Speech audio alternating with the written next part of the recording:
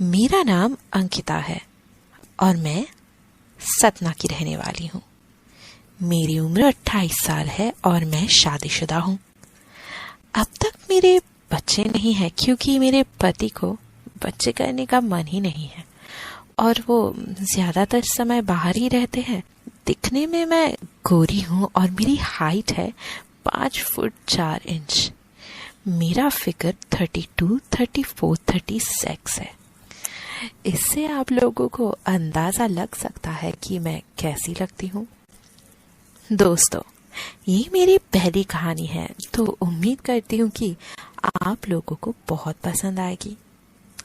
अब मैं अपनी कहानी में आती हूँ। मेरे घर में मेरे बाबूजी मतलब ससुर, अम्मा जी, सास और मेरे देवर जी रहते हैं। इनके अलावा मेरे पति और मैं तो रहते ही है। मेरा देवर अभी बहुत छोटा है और कॉलेज में पढ़ाई कर रहा है। मेरे पति एक प्राइवेट फर्म में मैनेजर है और ज्यादातर समय उनका बाहर ही बीतता है। जब मैं शादी होकर यहाँ आई थी तब से मेरे बड़े अरमान थे। मैं बहुत ही उदास रहती थी, लेकिन मेरे पति को इस बात से जरा भी फर्क नहीं पड़ता था क्योंकि वो हमेशा काम काम और काम ही करते थे और इस काम के चक्कर में कामदेव चुपचाप रह जाते थे। मुझे तो कभी कभी लगता है कि इन्होंने शादी मुझसे बस घर की नौकरानी बना के रखने के लिए किया है और जब मन किया तब बस बिस्तर में थोड़ा सा गर्माहट ले आए, वरना नहीं। एक दिन की बात है, दोपहर का समय था और बाबूजी और अम्मा कहीं किसी कथा में गए हुए थे। उन लोगों को कीर्तन कथा इन सब चीजों का बड़ा शौक था। घर में बस मैं और मेरे देवर मन्नू ही थे। पहले मैं आप लोगों को मन्नू के बारे में बता दूं कि उसकी उम्र है 20 साल। दिखने में काफी हैंडसम है और उसकी शारीरिक बनावट भी बहुत गजब की है। वो घर में ही कसरत करता है। मैं दिन के वक्त खाना बना रही थी और मन्नू नहाते हुए गया था। खाने में नमक डालना था तो उसका डब्बा ऊपर रखा हुआ था। मुझे खुद नहीं पता कि कैसे किसी ने इतने ऊपर रखा हुआ होगा। जब मैं स्टूल के ऊपर चढ़कर नमक का डब्बा निकाल रही थी तभी स्टूल थोड़ी बहक गई और मैं नीचे धड़ाम से गिरी और मेरे मुंह से चीख निकल गई। अम्मा, हाय कितना दर्द हो रहा है, मर गई रे, कोई मदद करो मेरी। मन्नू कहा, जल्दी आ रहे हो? मन्नू कहा, हो जल्दी आओ। मैंने उसको आवाज भी लगाई।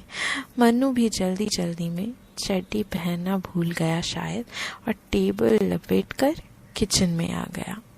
मन्नू ने मुझे उठाते हुए पूछा, क्या हुआ भाभी? तो मैंने कहा, आज तेरी भाभी मर गई मन्नू।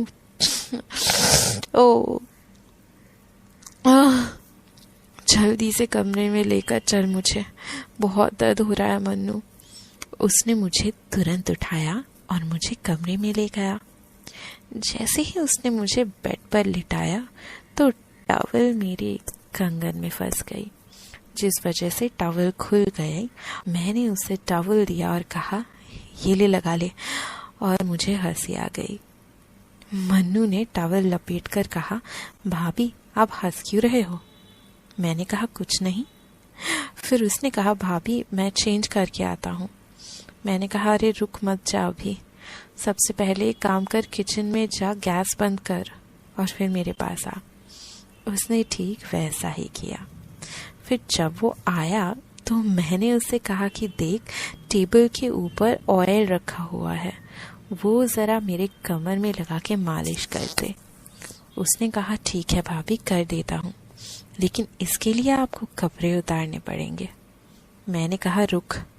उस समय मैंने गाउन पहना हुआ था तो मैंने उससे कहा कि अरे देख क्या रहा है, करना मालिश। वो शर्म से लाल हो रहा था। मैंने अपनी नाइटी उतार दी और ब्रा पैंटी में उल्टे होकर लेट गई। वो और भी लाल हो गया तो मैंने उससे कहा, मालिश कर, अभी दर्द हरा है तो कर दे मालिश, दर्द गया तो पता नहीं आगे क्या हो सकता है। उसने मेरी कमर में तेल लगाकर मालिश करना चालू किया तो मेरे शरीर में एक अद्भुत सी सिहरन हुई। मुझे उसका ऐसा करना बहुत अच्छा लग रहा था और वो भी शायद मुझे देखकर बेहद गर्म हो रहा था। इसीलिए उसने अपनी टॉवल निकाल दी। अब वो अच्छे से दोनों पैरों को फैलाकर मेरे पीछे बैठ गया और मालिश करने लगा। उसके बाद उसने मुझसे कहा, भाभी आपकी पैंटी थोड़ी नीचे करनी पड़ेगी, नहीं तो पैंटी में तेल लगेगा। उस समय मैंने सफेद कलर की पैंटी पहनी हुई थी और सफेद रंग की ब्रा। मैंने कहा, रुक, मैं पूरा ही उतार देती हूँ। मैं बहुत ज्यादा गर्म हो चुकी थी। फिर मैं पट होकर लेट गई और वो मेरे होठ में अपने होठ रखकर किस करने लगा और मैं भी उसका पूरा साथ दे रही थी किसिंग में।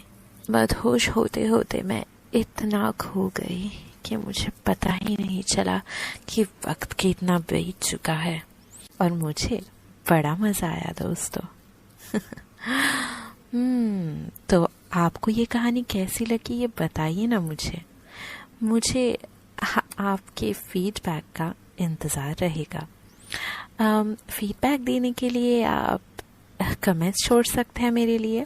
मुझे बताइए कि मेरी ये कहानी आपको कैसी लगी, क्योंकि ये कहानियाँ मुझको इंस्पायर करती है आपके साथ और भी ज़्यादा करीबी बनाए रखने का। कहानियों का ये सिलसिला ऐसे ही जारी रहे, यही तो मेरी दिल की ख्वाहिश है और मुझे मालूम है कि आपकी भी दिली ख्वाहिश उससे कुछ कम नहीं है। तो ऐसे ही मेरी कहानियाँ सुनते रहिए और जितने दिनों तक मैं आपके लिए और भी नई कहानियाँ लेके वापस ना आ जाऊँ, तब तक के लिए दोस्तों दुआओं में याद रखना।